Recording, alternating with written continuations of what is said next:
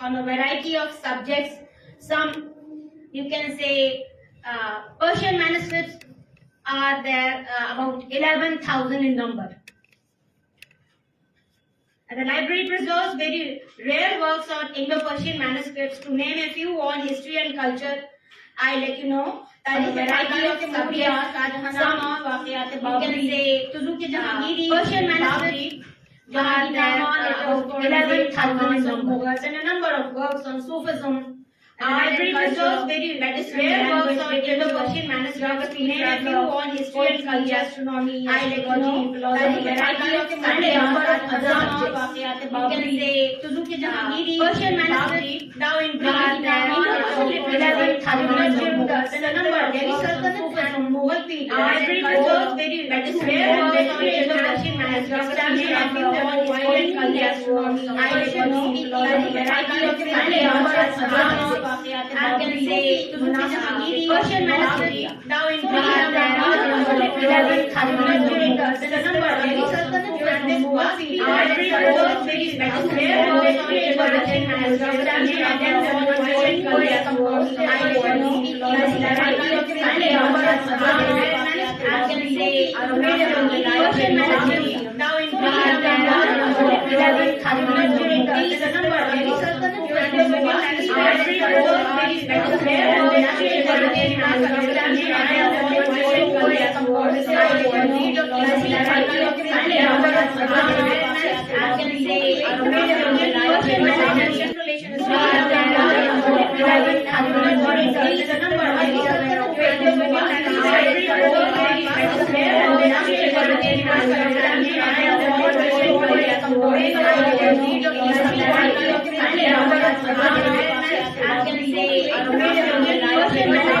So I won't take much time, and I'll be letting you know what are the subjects in brief.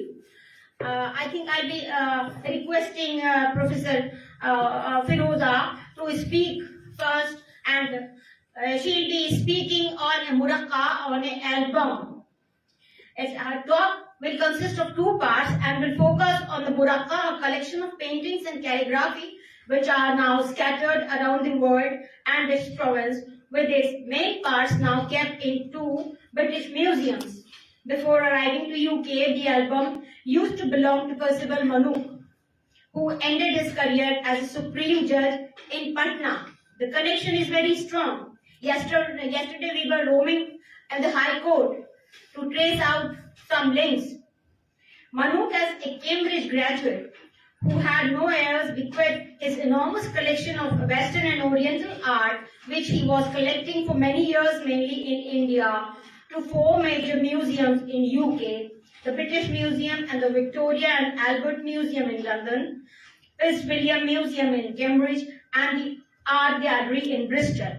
When Manook died in 1946, his artifacts arrived to British Museum, where they were not only divided rather mechanically among the four museums, but some of their parts were auctioned and sold as unwanted residue. The muraqqa in question was among them. Now, its folia are kept not only in the British Museum and the Fitzwilliam Museums, but in other countries like Qatar and USA also. So she will be focusing on this, and the next lecture will be by Professor Charles Melville. He will speak about his further investigations into the celebrated manuscript of Tarikh-e-Khandan-e-Timuriya, the unique manuscript preserved in our library, the anonymous history of the dynasty of Timur, commissioned by the Emperor Akbar around 1585 in Fatehpur Sikri.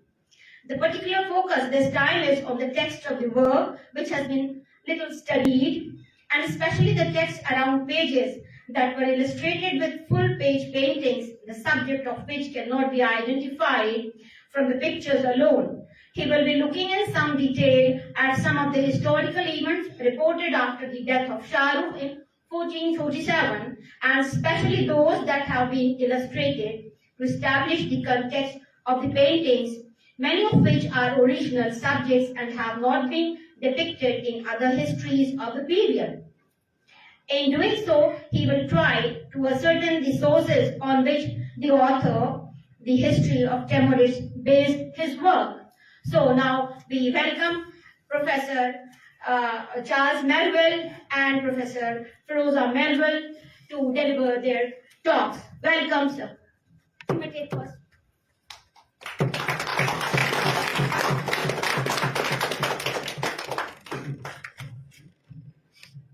Thank you very much, Dr. Bihar, for such a beautiful introduction. First of all, good morning, still morning, ladies and gentlemen. Thank you all for coming. It's a great pleasure and honor for me to be here.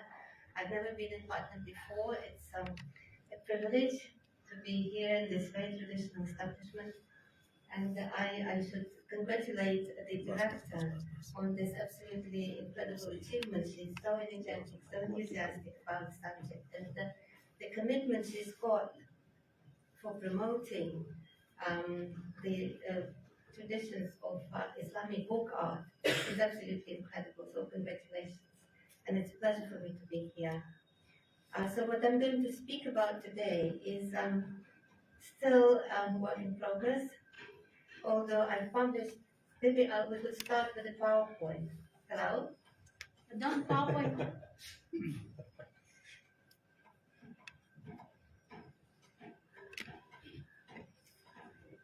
Thank you. So the main subject of my talk is going to be about this murakkab, which I think, this is my personal theory, that it's going to be a present of the mother who was the great empress of India, Hamida Banu Begum, and she was going to prepare this album as a present for her son, who was just who has just ascended the throne, great Emperor Akbar. So these are the two pictures from the same album. These two are kept now in the British Museum in London, but the album itself is called the Fitzwilliam album because the main parts are now in the Fitzwilliam Museum, which is in Cambridge. It's a main museum in Cambridge, and it's a part of the University of Cambridge. So I have already published most of it. Can we have the next slide, please? In this book, which is a part of the series, it is called the Uzbek Heritage in the World Collections. And we've been involved in this project together with our honorable director. And this is how we met, actually, in Central Asia, in Tashkent, and traveled to Samarkand and other places. So my talk, as Shah has just said, will consist of two parts. In the first part, I will try to explain what actually the Fitzwilliam album is. And in the second part, I will try to offer you my idea how we can reconstruct it, because now it's scattered all over the world. So the album in question was compiled in India, most likely in Delhi, and it consisted of the painting and pieces of calligraphy. Maybe we can have the next slide, please. Right. The next one. Yes, so one of them. And it were some parts were produced in Central Asia, probably in Bukhara, probably Bukhara style, and in Kabul. The pieces of calligraphy were made in Kabul, where Emperor Akbar spent his childhood, very early years of his life. By the middle of the last century, it was in the possession of Prince Manu. Can we go back one? Yes, this is the photo of, I should confess, this is not Prince Manu, this is his uncle. And this is my quest, and this is what Dr. Shaista has just mentioned, because yesterday we had a very interesting trip to the High Court. We were trying to find some information about Festival, who ended his career here in Patna, the Supreme Judge. And I really hope that we would be able to find some archival documents related to his life and his probably death in Patna. Right, so Hatchik was a very close friend of the British royal family, and this is probably why Percival was sent to Cambridge to get his degree in law, and this is probably why he sent, as part of his request, his enormous collection of art, many manuscripts and artifacts to the Fitzwilliam Museum, which is part of the Cambridge University. So when he died in 1946,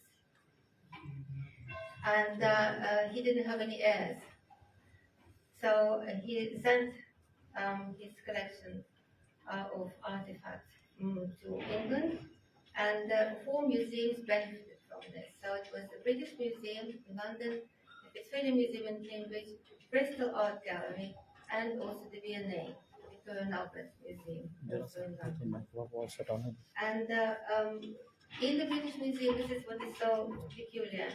It was dispersed. The collection was dispersed. Can you imagine? It's already 1948. And it's not just the artifacts and the manuscripts were sent to different museums. The entire manuscript, or for example, this album, were dismembered and sent to different parts. And can we have the next one and the next? Yes. So periodically, yes. So some of the manuscripts were divided into half, for example, like the album, or there is a manuscript of the Shahnameh, which was some of it was kept in the British Museum, and another part was sent to Cambridge.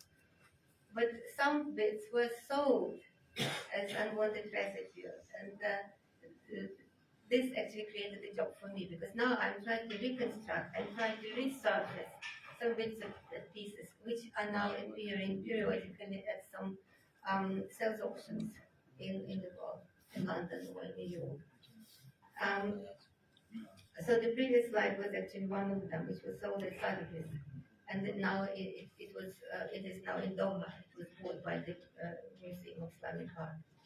So I think that the album was commissioned by Hamida Begum, the widow of Emperor Humayun, for her royal son, a young Emperor Akbar, and I have come to this conclusion having arranged the surviving parts of this muraq in particular order.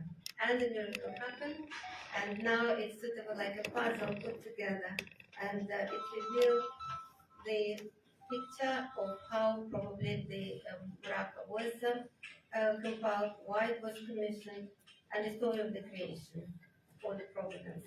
So the story is about Akbar, his childhood and youth, presented in a visual form by means of several pairs of matching paintings, like those two girls. Yes. So you can see they should be seen together, right? A picture on both sides of the opening page. The message, the visual message, was supposed to be enhanced by the poetry. So can we have the next one? Yes. So the pieces of calligraphy were on the reverse side, and sometimes the paintings would be accompanied by the poetic fragments. And I should say that all authors whose poetry was used here are Sufi poets. And among them are Sa'di, and obviously he was the favorite, Abu Sa'id Abu Khair, Nikina Tanzi Isfahani, Amir Khusraw al-Dibi, and several others. So the main clue which gives a reference to Akbar's mother being involved in the production of the album is the representation of not only Akbar himself. Can we have the next one? Yes, thank you. But the pairs of paintings which can be interpreted as allegorical portraits.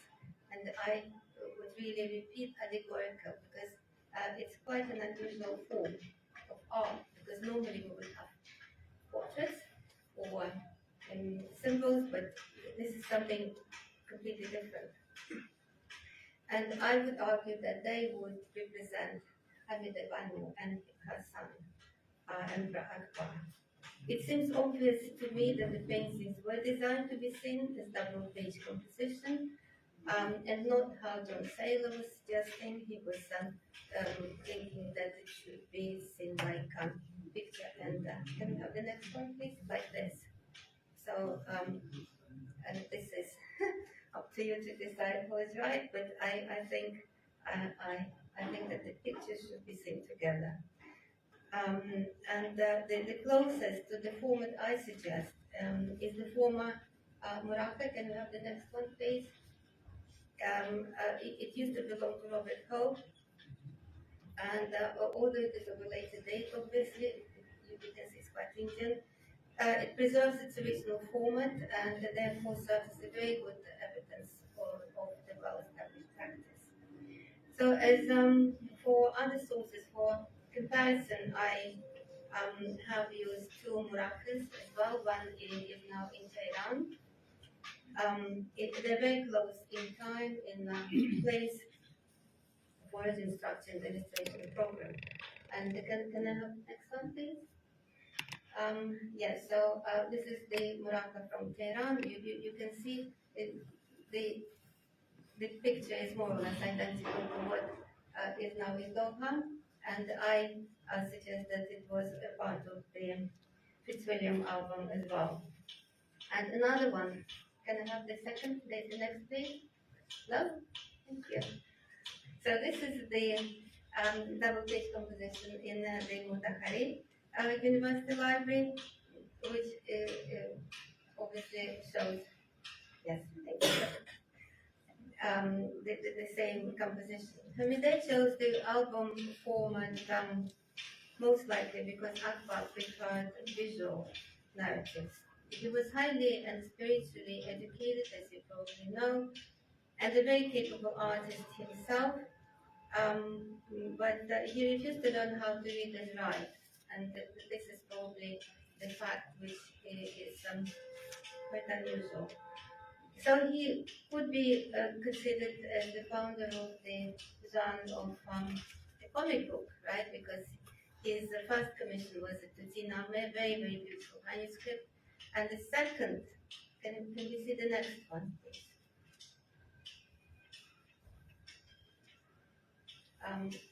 Yeah, okay. So this is,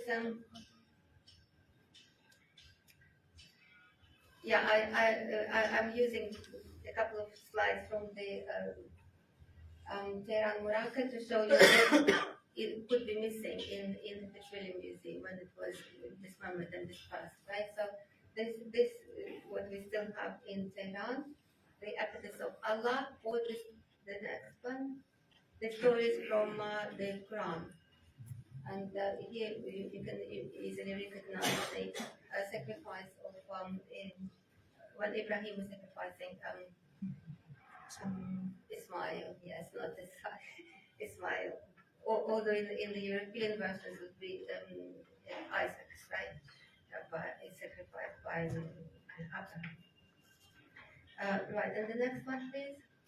Yes, so the other Morocco I'm using for comparison is now in the Louvre in Paris, but unfortunately it's not the whole album, it's just bits and pieces as well, what will happen at the Sweden Museum or in the British Museum. The next one, please. It's again a composition which I think is a double portrait of the mother and the son. There's the next one. Yes, so this is what I was trying to bring you to. The idea that Akbar would prefer visual narratives, right? And this is his second commission, and it's a huge collection of visual narratives, illustrations of the story of Hamza. And you know probably Hamza was an uncle of Prophet Muhammad, and there's no text, right? It's just pictures, and they're enormous. They're huge in size. You can see that the size would be sometimes 70 centimeters by something 45, 47. So they're enormous. And they were kept unbound. They were kept in boxes. And there were 1,400 of them. So you can see that this is really the whole story in pictures. Right, and what I think that Hamida was commissioned this album. Can I have the next? Yes, so this is a very interesting story because Hamida always in the early period of Akbar's time, always wanted to have his attention because they were separated almost from the moment he was born. Because she had to follow her husband in Persian exile, and he was left in Kabul. And the first time they met again when he was already 3 years old. And this is their first meeting. And actually, Humayun, his father, organized a trial for both of them. It's quite a cruel, I would say, because what if a little baby who has never seen his mother before, who wouldn't have recognized her? So but he immediately runs to her, and she's embracing, and they're happy, all of them. Right. So, but unfortunately, there were two very powerful women who were seeking his attention, and they were actually successful. So, the next one, please. So this is the first one. Bega Begum, she was the chief wife of Humayun, and can you imagine how painful it probably was for her to see what he was saying about her? Because she was his foster mother.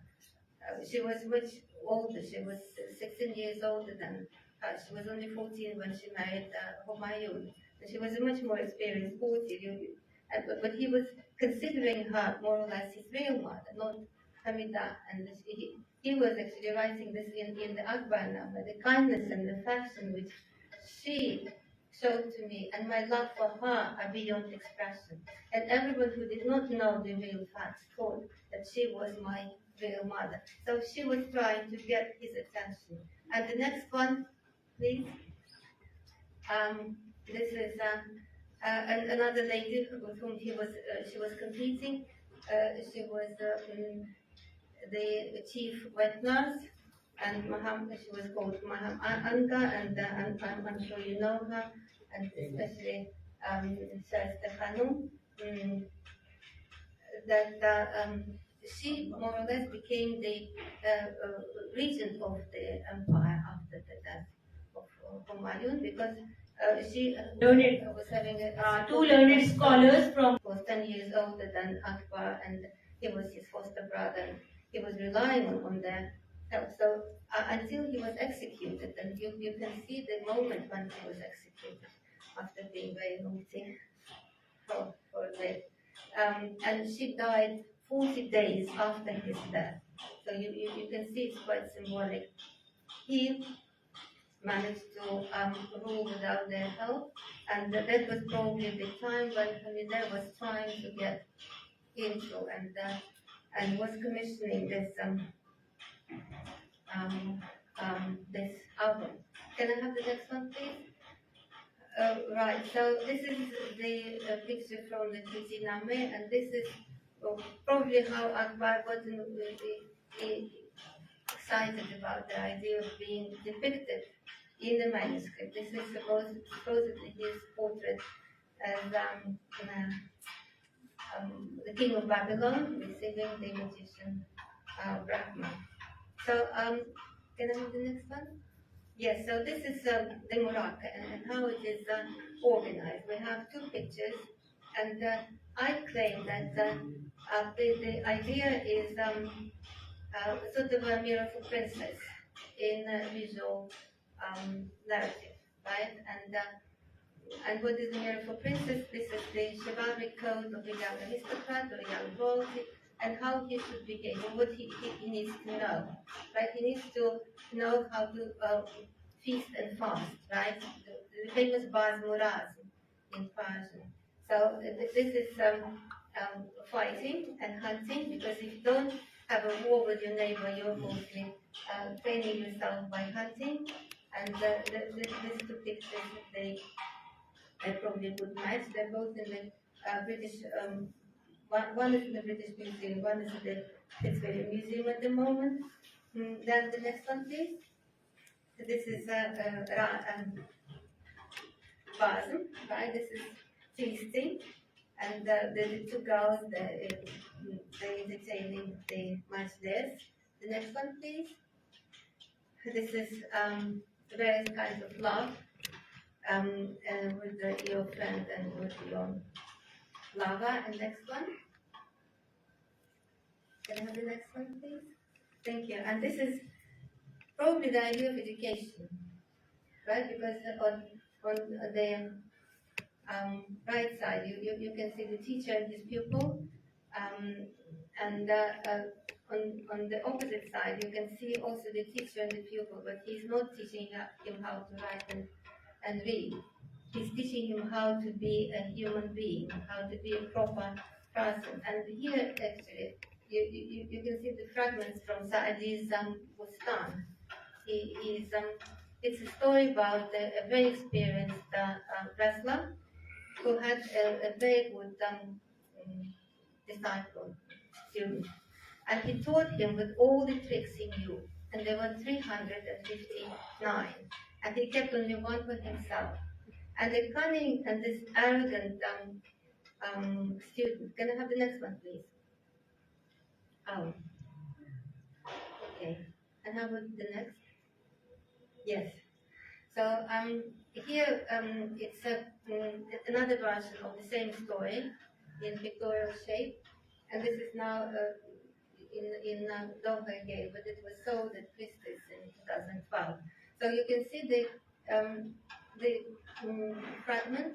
I can't actually show you. Yes, this one. All right. So this is what we can see in the picture from the Petroleum Museum, right?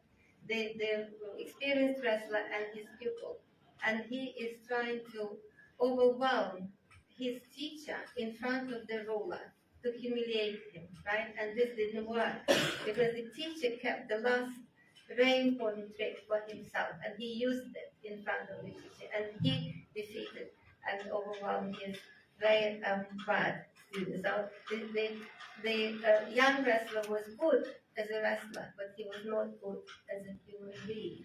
But this is the very important thing, what you must learn. Right. Next one, please. Yeah, so this is the main double portrait in question. And the next one, please. Yeah, so I suggest that this so-called portraits, they were quite popular cliches, right? And we can even see the angel produced out of quite a common portrait of yes, it was more or less a cliche of a courtier, right? And very handsome boys whom you will see at the court anytime. So next one, please. Next one, please. Yes. So these two are easily recognizable, and they originally produced in Bukhara, very, very typical ornamentation and of their costumes and the patterns, but you can see a very distinct retouching already in India, especially the faces, and actually the wings were added in India as well.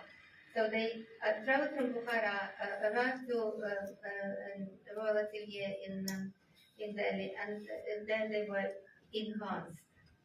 And I would think that this is the mother compared, for example, can I have the next one, please? Yes. So this is the established portrait of Hamida Banu, and she's got two symbols of her royal power. One is the handkerchief and one is the royal seal. Instead of these two attributes, she's got a ewer with wine and a cup, and she's offering them. The next one, please. To her royal son, and probably this wine is divine knowledge she's passing from her heritage, because she was a daughter of Sheikh Ali Akbar Jami. So this is not actually wine, but it's a divine knowledge, a Sufi interpretation. So next one, please. Yes, and this is another witness of that what is meant there is actually a Sufi interpretation of what we have in the pictorial imagery. Right, and I think I'll stop here because we need to do we have any other pictures? Yes. Yes, yeah. I can't not tell you just a couple of words about this pair of imagery because this is probably the most important proof. I think it could be proof that that double page,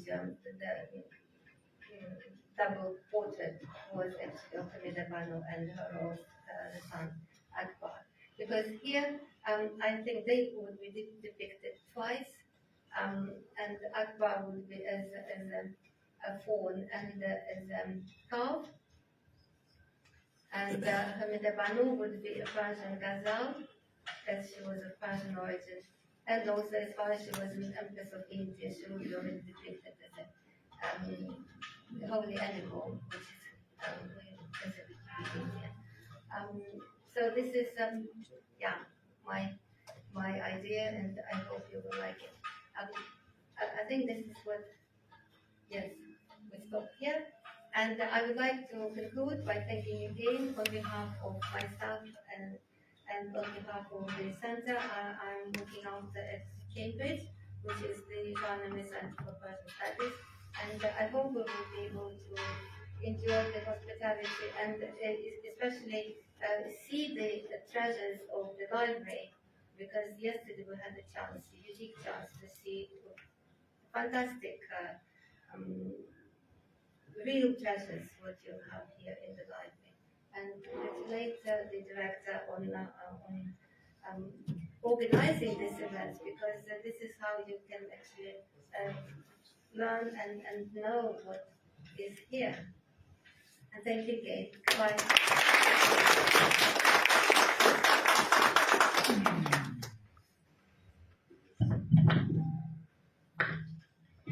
I think first we'll listen to Professor Charles Melville, and then thereafter for a few minutes some discussions will be carried on. So I welcome Professor Charles Melville. Please come.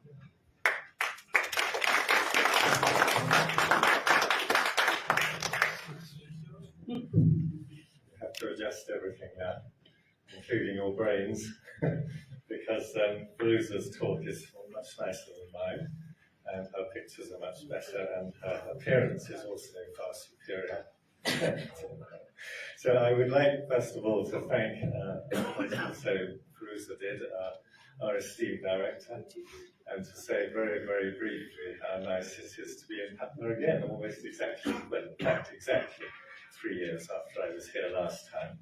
And I've still, in those 3 years, been pursuing the same subject, which concerns how history is illustrated in manuscripts, because it's obviously one of the topics that you think might be illustrated in the chronicle, and indeed this is the case.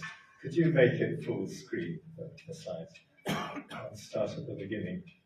Yeah, okay.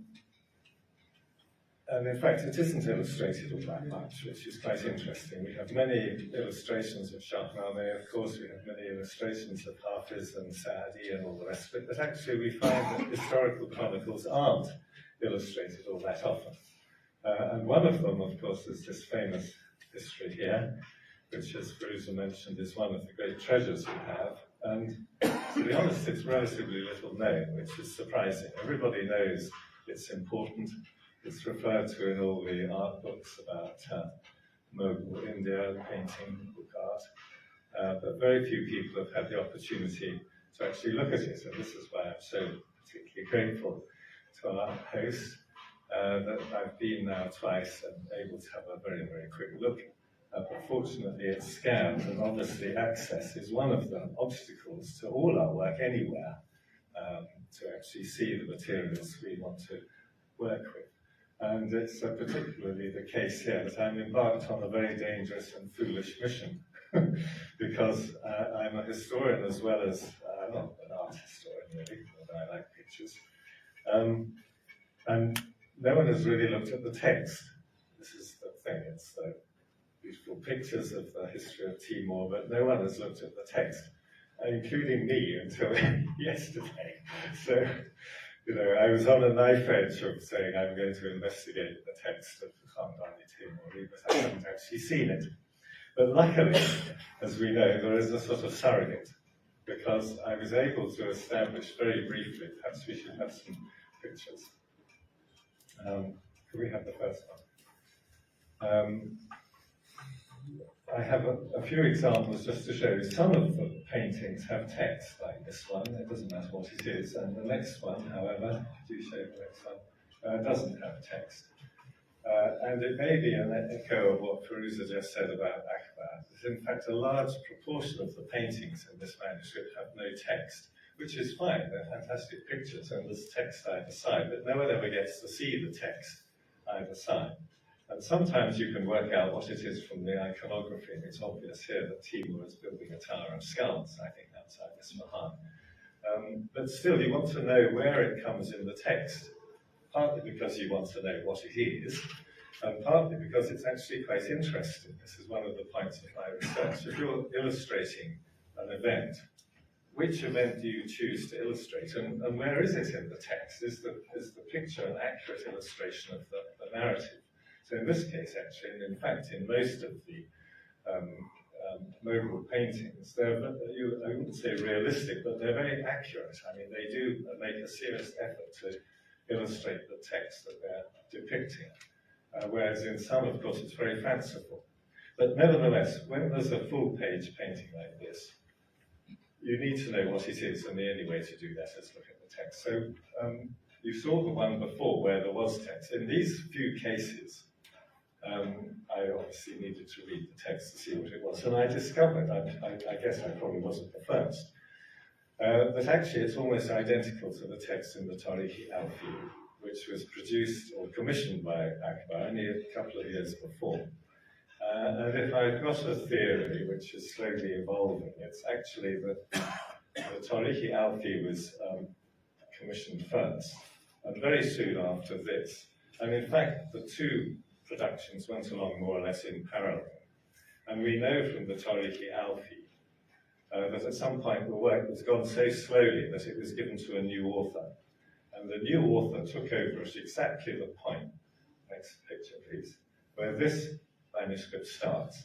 And this is the beginning of the chapter on the Ilkhanids, of the rise of the Mongols and the Khazan Khan in Iran, which is exactly where the text of Tarihi Alfi is taken over. The author said, who's Asif Khan Pasvini. And it happens to be the first page on this. So I'm absolutely sure that they went together. You see, the girls don't like text, that's just pictures. It's so unfortunate. Anyway, because it was thought that this wasn't really the beginning, that the manuscript was defective. It just sort of starts like this, but actually it starts where it should start. This is the real first page. And as it happens, it's the Tarihi Alfi as the second. So that made it a bit easier before I arrived here, because I could imagine that the text of the pictures I was going to look at was actually the same as the text of the Tarihi Alfi, and I got my copy, I brought it with me, my Tarihi Alfi, to check. But of course, you may have the Tarihi Alfi, but you still don't know where the picture comes in the text, because you haven't seen the text. So the last day and a half, I've been comparing the text of the Tarihi Alfi with just a few examples of the Tarihi Khamdani Timuri. So that's what we'll do now, just quickly. So next one, please. So the various stories, and I'm particularly focusing on the period after the death of Shah Rukh. And the reason for that is that from before this picture, right through to the rise of Babur and the history of Babur, there's no text on the pictures at all. There's a sequence of 18 or 20 paintings with no text at all. And all we know, because someone, of course, Dr. Verma has gone through and produced a nice internal report identifying the pictures. The fact is that these are not scenes that are normally illustrated. And what we find, I'll show you one or two very brief comparisons with Mir Khan's Roses of Safar, which has been illustrated quite a lot for this period, it covers this period, but has almost no paintings covering the period after the death of Shah Rukh. So there are many pictures of the period of Timur, quite a few of Shah Rukh. But when Shah Rukh dies in 1447, the last 50 years of Timurid history, the last 50 years of the 15th century are basically full of crazy actions, and no one has really bothered to illustrate them. But here they are illustrated. I say it's a sequence of about 20 paintings, which is quite interesting. I'm happy to say this, that in Cambridge and also in the British Museum, there is a set of photographs of all the paintings in the manuscript, which has been very useful. Of course, it's no use for identifying the text. So here we go. So this is the Battle of Abdullah. You may not be familiar with all these characters, but they're all Timurid princes. Abdul Latif was the son of Ulugh Beg and actually murdered his father, Ulugh Beg, which created a very negative impression of Abdul Latif. Abdullah was a different one, I have to admit, it's not immediately in my head which one he is. They were all grandsons of Timur, and they were either sons of Shah Rukh or Miran Shah or one of the other major Timurid princes. And of course, they're all fighting, and that's what princes seem to do, to establish their control over this empire, which was slowly disintegrating. So the main point about this, actually, is that he's being killed. And the other point is that the text is confirmed. It's exactly the same in the Tariq-i Alfi. I've been able to look at the text outside. But the main other interesting point which I discovered yesterday, simply by virtue of having a look, is that it was not correctly noted what it was. And in fact, it's this, and it was called Abu Sa'id Kills Abdullah, which in fact is the next picture. So I can have the next one. Yeah, so this is, and this was supposed to be a double-page painting. You see, it's impossible. One was on 193 verso, and the other was 94 recto. So 2 or 3 pages of text in between. So this shows down there the head of Abdullah being brought forth in front of Sultan Abu Sa'id and shown him. Now the interesting thing is this isn't in the text of the Tariq-i Alfi. It just says he was killed. So I thought, so this might be a moment to see maybe the text in Tariq-i Alfi is different, but it's not, it's exactly the same. But the other thing I wanted to do was not just show that there's a link between Tariq-i Alfi and the Tariq-i Khandani Taymouri, but what were the sources of the Tariq-i? Either of them in a way, but I think Tariq-i Khandani Taymouri came first. What were the sources that he used? So where is the story of the head being brought? And it's in the Roses as Safar. And there's far more detail in the Tariq-i Roses as Safar about this incident, but there is in the Tariq-i Alfi and the Tariq-i Khandani Taymouri. And basically it says that when he was escaping, his horse fell in the mud and he was caught and captured and taken to the Sultan. Well, there's none of that in this book. So that shows to me that his source actually was Roses as Safar. And the other main candidate for the source would be Samarkandi's Matla Sa'adeh.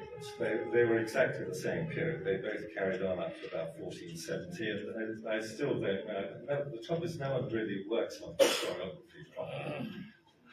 What the link was. They were both alive at the same time. They both completed their chronicles after the same year, which was the rise of the death of Abu Sa'id and the start of the reign of Sultan Hussein.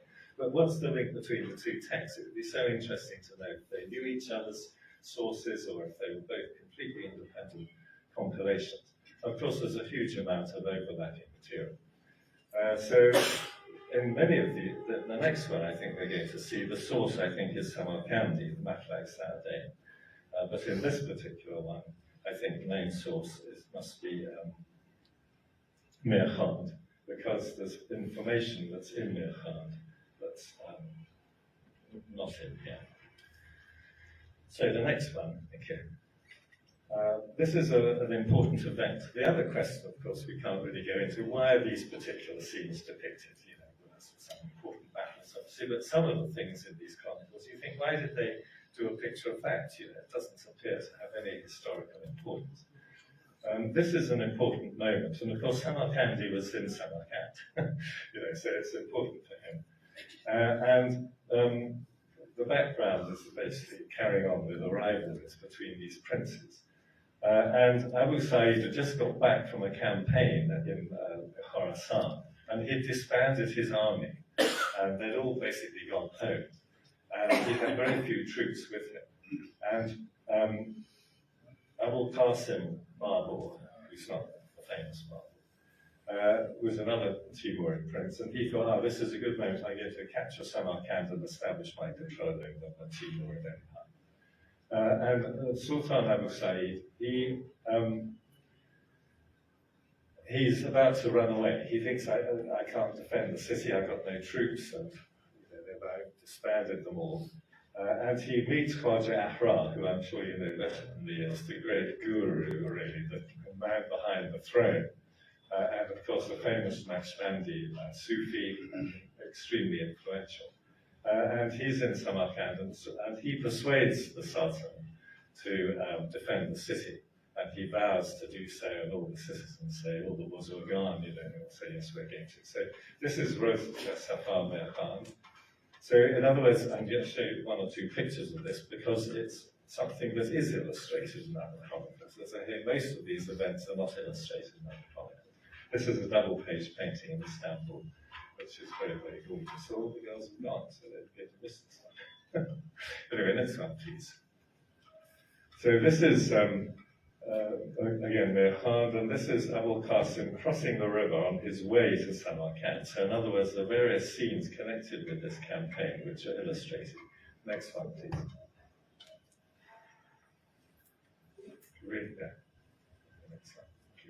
So this is the battle outside Samarkand, the same day. So there's a long description in Samarkand, I mean, very, very long, of fighting that went on outside the city. And the next one, please, which ends up in a siege. And here again, you see there's no painting on this text, but it's easy from looking at the paintings and the text outside. This is in the British Library. INDO-PERSIAN manuscript. So you can see that this is an episode that's given some importance. And the main point here is, in terms of sources, is that Tarikh Khandani Taimuri and the Tarikh Alfi have one account which seems to be very close to Samarkandi. And they carry a story where before Abul Qasim Babur left to attack Samarkand, he opened his treasury of all his jewels and gave them out to the army. But when he saw the jewelry, he said, this is only fit for the women. And instead of giving it to the troops, and he gave it to the ladies in his harem. Now this story is in Samarkandi, but it's not in Roses of Safar. So this, to me, proves that you can leave things out. That doesn't prove anything. It may be a choice that you left something out. But if you're looking for the source, if there's a source that has this material and a source that doesn't, and you put it in, it shows that that's your source, because he can't have got it from the chronicle that doesn't have the story. So that's the main point of this, from the point of view of identifying the sources that Tarikh Khandani Taimuri may have used, which of course is obvious, really. I mean, I'm only stating the obvious. These are the main sources for the period. But still, it's interesting because it's an independent work. And he was writing in India, and there may even have been other things. But of course, we know that Khan Damir came to India after the death of Shah Ismail Safavi and wrote his own chronicles in India. So I would have said that Khan Damir is the most likely source for some of this, but some of this material is not there. And then finally, I had one more choice in this sequence of events. Could we have the next one, please? After they're still fighting. Sultan Abu Sa'id was the most important one, really, between Shah Rukh and Shah Sultan Hussein. I mean, there were lots of little ones. Some of them were in Samarkand, some were in Herat, some of them trying to get each other. But essentially, he was the most long-lived and the most successful. And this is simply another important moment of the battle near between Nav and Sarax in what was very much eastern Iran, western Uzbekistan now. And thank Shaiste Khan for allowing me to use this picture today.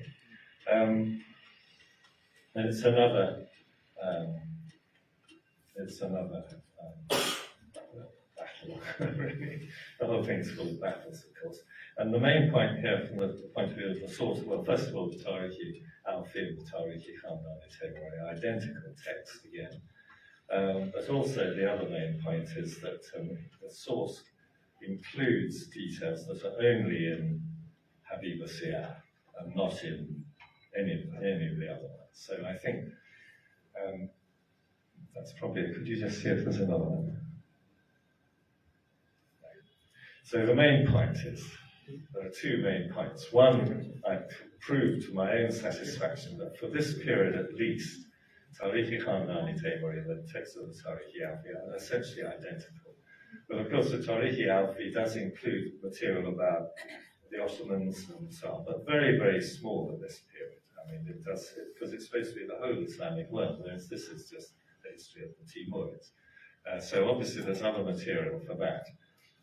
That's the first thing. But the second thing is that I've been able to confirm to myself where these paintings come in the text and show that they are what they're illustrating and sometimes correcting information previously available, and also just to locate the painting exactly in the text, which is an important thing.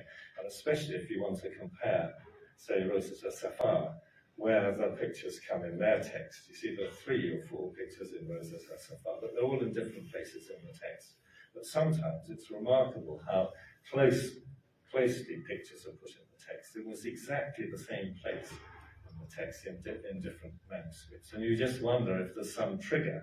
You know, people say this is the moment that's so importantly was illustrated, or if they were aware of other paintings and they were just copying them. This is something that is yet to be determined. So the life of research is endless, and when you're 72, it's not going to go on much longer, I'm afraid. So somebody else is going to finish. Thank you very much.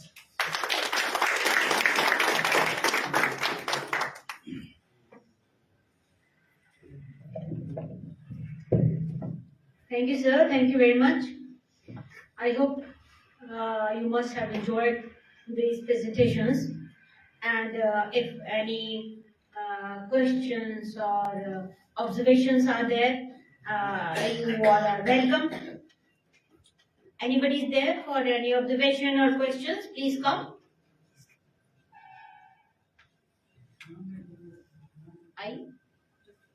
Please come.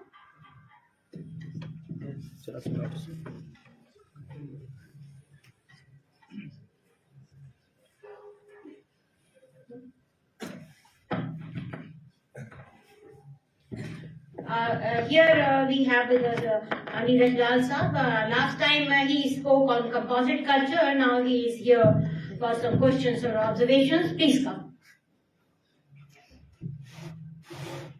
Thank you. But I am not a student of history at all. But it is only my curiosity. My question is directed to Dr. Fazia. There was one picture in which Akbar has been shown to be fighting outside Delhi. But so far as I know, there was nothing in Delhi at the time of Akbar. It was in Agra only. There was Red Fort was built by Shah Jahan, who was the grandson of Akbar. So Purana Killa was there, but I think it was not in use. So it appears to me, I am not sure that it should be outside Agra and not outside Delhi. Your comments. Thank you very much. This is what actually my talk is here, and I'm so grateful to you for all this comments, because you see this is how it is identified in the museum. And I'm very lucky to have you in the audience to point this out, because now it's probably, but may send you this picture so that you will have a look and maybe identify it more correctly. Well, you see, this was only my curiosity which I placed before you, because it appeared to me that At time of Akbar, there was nothing in Delhi. Yeah, exactly. It was only in Agra or Fatehpur Sikri. Shah Jahan shifted the capital to Delhi in that war. Before that, nothing was there in Delhi. Only Purana Killa was there, but it was built very long ago by Modi or maybe before then it was built up. Thank you.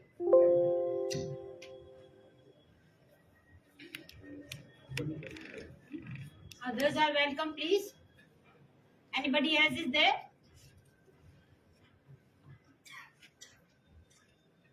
There's no question, no observations. So I should once again thank you all, and I'll let you know that the library has been publishing its rare manuscripts.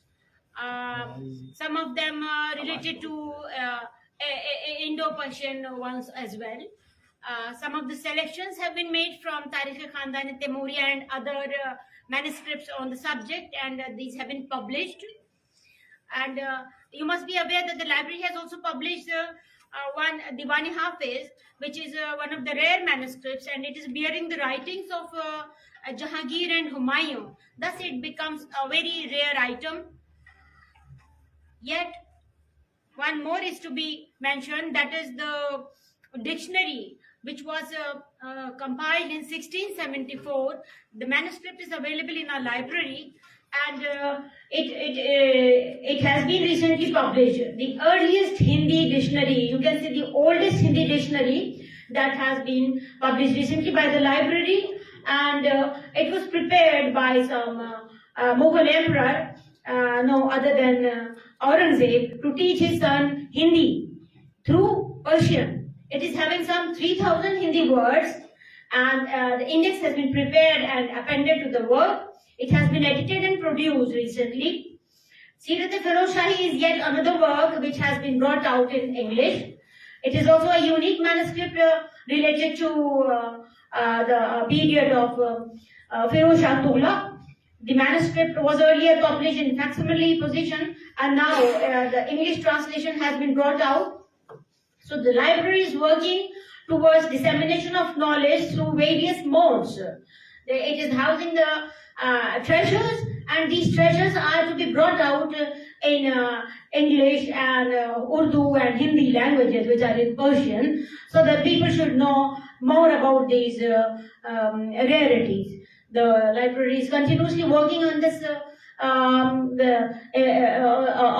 field, and we invite the scholars to come and explore these manuscripts and take up the projects.